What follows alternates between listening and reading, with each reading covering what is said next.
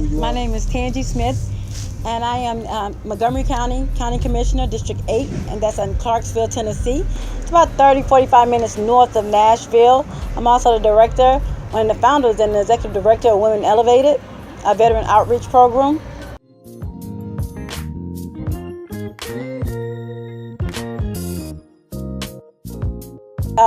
This election, people did come out and vote, so their vote did matter. It really did.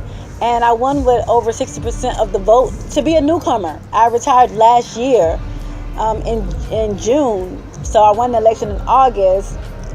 Probably a little bit less than a year I've been working on this, and so it was a pretty big deal. Pretty good thing.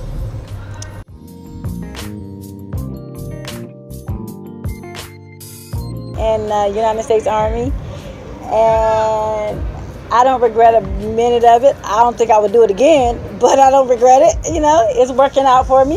It's worked out.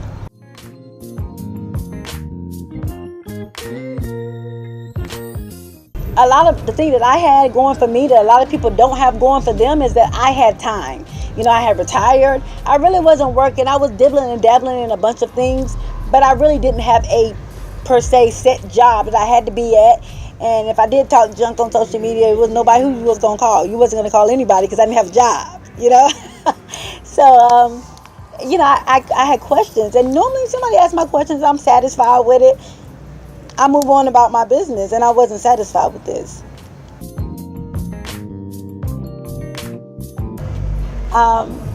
It's been exciting. It's been new. I love a challenge though, so I'm not. At times I feel like that I would get overwhelmed, but I actually like it. You know, I actually, I don't know how to explain it. Like, it's tiresome. I guess if you're doing something that you love to do, like maybe you're a basketball player, you like playing basketball, and you're tired of playing basketball, but you love the game anyway, or whatever it is that you like to do. So I'm happy doing it, but it does get not overwhelming, but it does get difficult for me. And I think that's because I do so much. I wear so many different hats.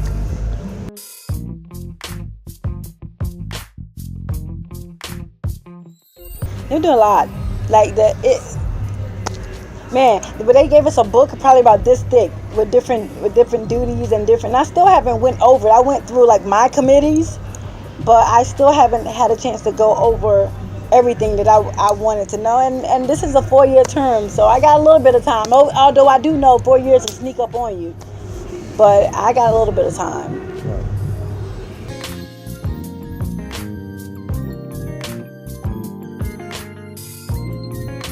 What I would love to see is the legalization of medicinal marijuana and the decriminalization of marijuana.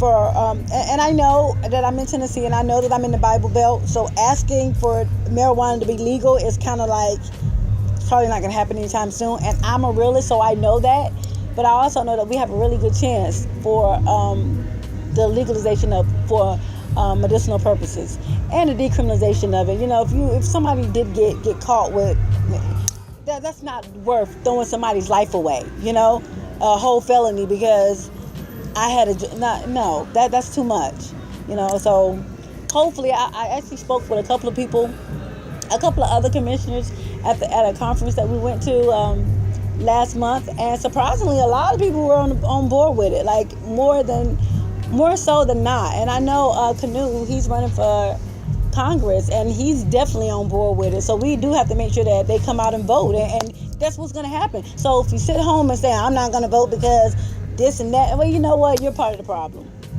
You're part of the problem, because there are people that are out there that's trying to work, that's trying to make a difference. But you got to give us a chance. And you got to say, you can't, it's just like I tell people playing spades, right? It's a way that you play spades, right? You can't go in and say, I'm not going to play spades like this. This is how I want to play spades. But guess what, boo? You're going to lose.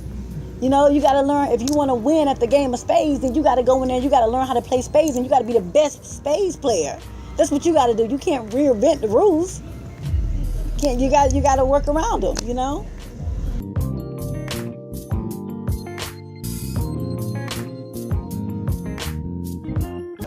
Yes. What was it? I want to say Colorado. I forgot what they used it for, but it, like that debt, from the taxes that they've placed on it. They've used that. I mean, they've used the proceeds. It's really helped them. It's helped them a lot, and so we need it. We need it. It's helpful.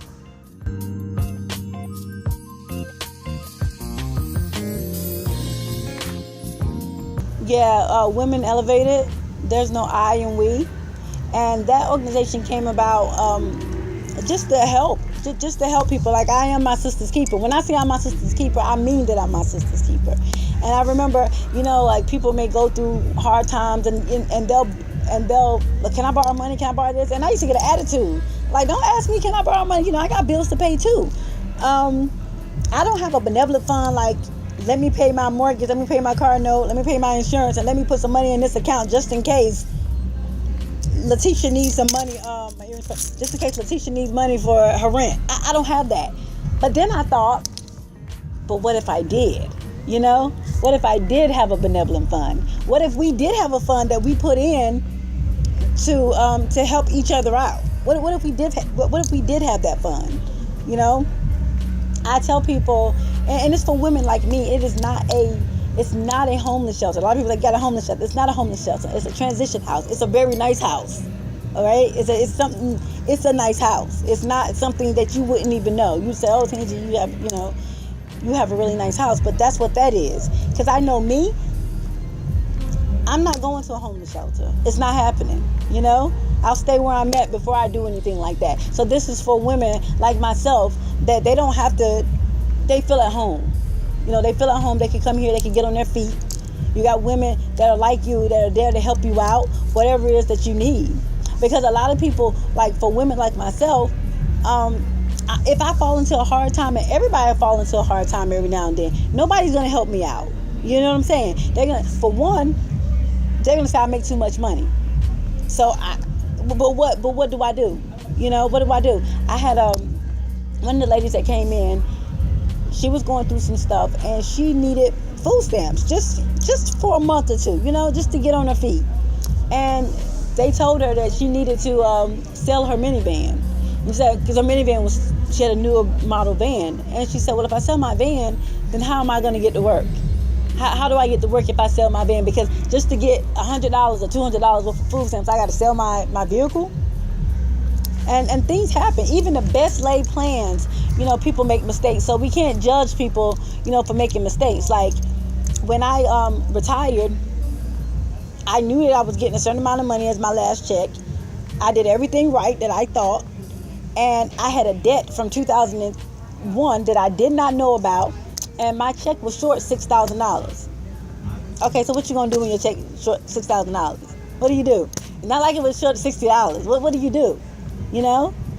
And I kept thinking, what if I wasn't in a situation, the position that I was in? What would I do?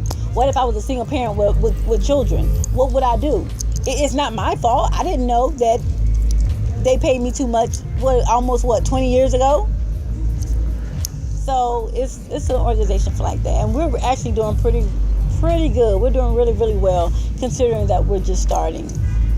So I'm happy about that.